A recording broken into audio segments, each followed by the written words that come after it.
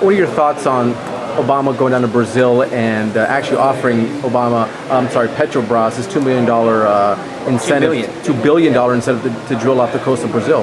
Well, I think it's very concerning, and it just shows the hypocrisy of the administration. At the same time, they're cutting down opportunities in the United States.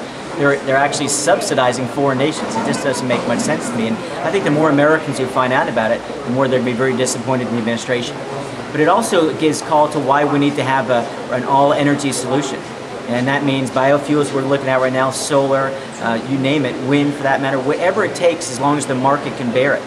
And that's what we need to look at in Florida. As you know, we only have 2 natural gas lines in the state, and we moved away from coal during the Christie administration.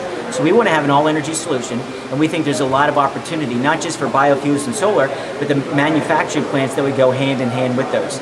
We need a more diversified economy, and we also need a more diversified fuel source. So we want to go hand in hand with this, and I think Adam Putnam, our new Commissioner of Agriculture, has some great idea on biofuels, and I'm going to be following his lead on the issue.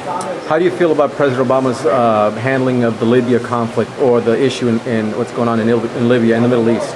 Well, clearly, there's a lot of unrest, and that's the very reason why I think we need to have an all-energy solution. The more unrest in the Middle East, the higher prices for gasoline will continue to go, and why we need to be more self-reliant and not rely so much on foreign nations. And so I think it's also concerning that he's heading off to Brazil as we're in the middle of this. This is a world crisis. You see the cauldron of the Middle East blowing up before our eyes. We need to keep our eye on the ball and focus, just like I'm focused absolutely on the session, as people have seen in my actions. The president, in my opinion, I would hope that he would focus more on the situation in Libya. For years, we wanted to get rid of these, let's just say, dictators. We need to have a focused approach, work with our allies in a thoughtful way, and I think people are concerned when he kind of says one thing and then another, and then just kind of ships off to Brazil. This is a time for leadership, and I hope the president can provide that effectively so we'll find success in the Middle East and calm that situation down.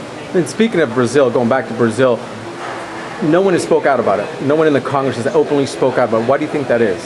Are you think afraid, or? Again, I'm watching it from the surface like a lot of reporters like yourself are. I'm focused on the session. We face a $3.8 billion shortfall. And I've got to admit, what influence can I have today right now? It is on the legislative session. That's where I'm focused.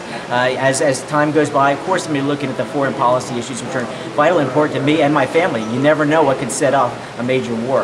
But I want to stay focused on my job. If we can balance the budget without raising taxes, I think we'll have a successful session and we'll increase opportunities here in Florida. And I'm hopeful that the leadership positions in the House and the Senate will do their part and keep pressure on the president to help this bring to a successful resolution.